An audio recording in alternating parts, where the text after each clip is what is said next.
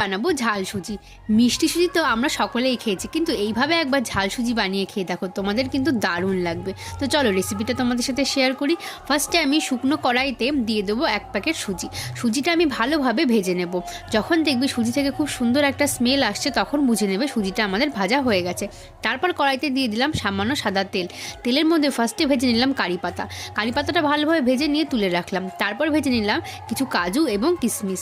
তারপরে সেই তেলের মধ্যে দিয়ে দিলাম পেঁয়াজ কুচি, আলু এবং কাঁচা লঙ্কা কুচি। তোমরা চাইলে আরও সবজি এখানে ব্যবহার করতে পারো।